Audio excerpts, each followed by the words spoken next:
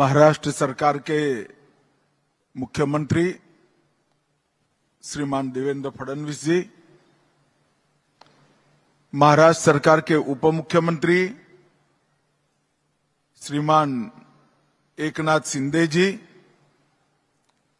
मोदी जी की मंत्रिपरिषद में मेरे साथी श्री मुरलीधर माहौर जी, कृषि मंत्री महाराष्ट्र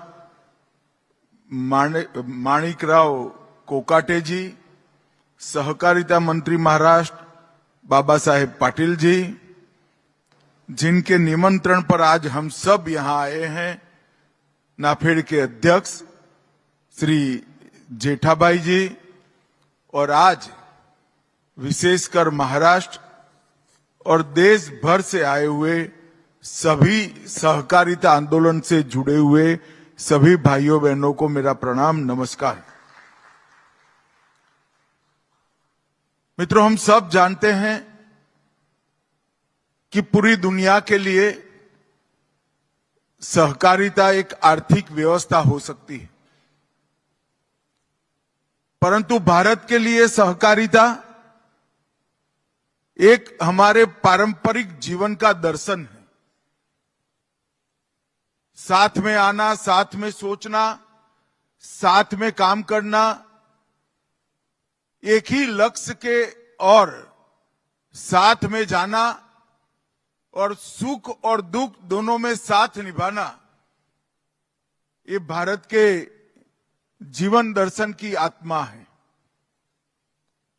लगभग 125 साल पुराने सहकारिता आंदोलन ने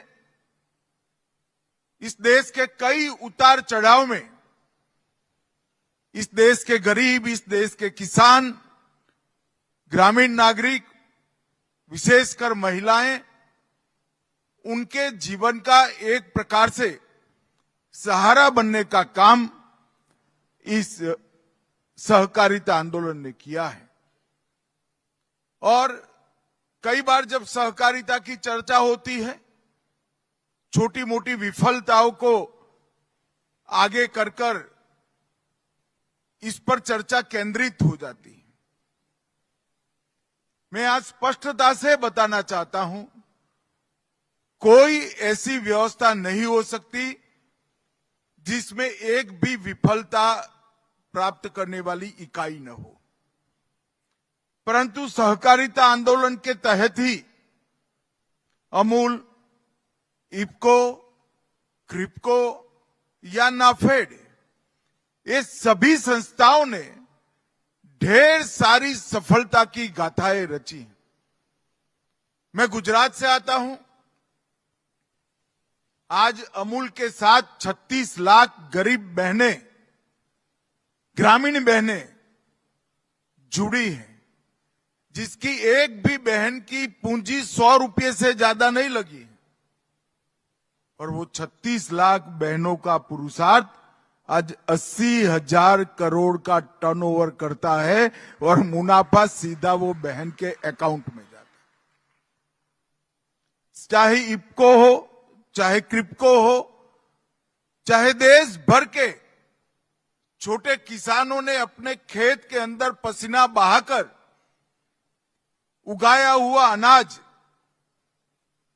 अपनी उपज एमएसपी से भारत सरकार को देनी हो, और वही अनाज गरीबों को मोदी जी की योजना से हर व्यक्ति को 5 किलो मुफ्त में मिलता है।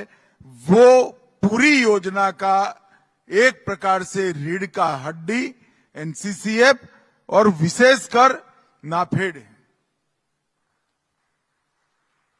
देवेंद्र जी ने अभी एडवांस में कहने के लिए नाफेड के चेयरमैन साहब को भाषण में इंगित किया। मैं देवेंद्र जी को बताना चाहता हूं, ये शुरुआत ऑलरेडी नाफेड ने कर दी है।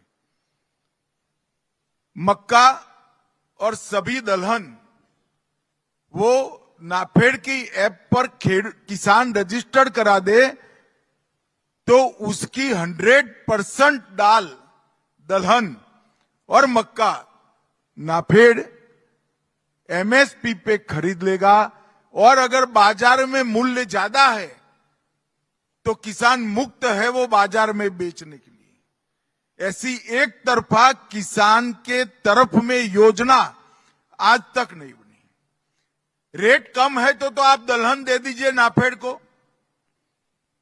रेट ज्यादा है तो आप बाजार में बेच सकते हैं। मक्के का रेट कम है तो आप दे दीजिए एमएसपी पर, ज्यादा है तो ज्यादा मुनाफा कमाइए। और धीरे धीरे सारी चीजों में ये मॉडल ऐप की सफलता को देखते हुए आने वाले दिनों में किसानों से सीधी नाफेड खरीदी करने की शुरुआत करने वाली है।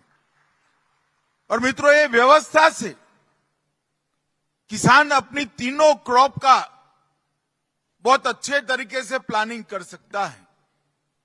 अभी मैं उत्तर प्रदेश गया था, वहां के लोग मिले, इन्होंने कहा कभी भी हम उत्तर प्रदेश में 3 क्रॉप इतना पानी होने के बावजूद नहीं होते थे, मगर आप मक्का खरीद रहे हो तो मक्के के कारण उत्तर प्रदेश आज 3 क्रॉप ले रहा है और 365 दिन तक किसान और युवा खेत में बिजी हो गया। ये बहुत बड़ी उपलब्धि। आज नाफेड ने अंतर्राष्ट्रीय सहकारिता वर्ष के उपक्रम में यहां पर इस सम्मेलन का आयोजन खोला है।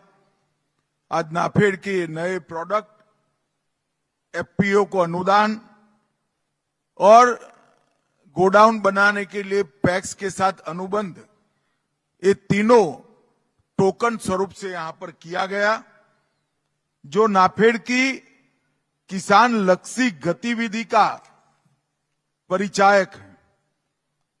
मित्रों, मोदी जी ने हमारे अन्नदाताओं को समृद्ध करने के लिए और एक सशक्त इकोसिस्टम इसकी बैकिंग में, इसके सपोर्ट में रखने के लिए सहकारिता मंत्रालय की स्थापना की है।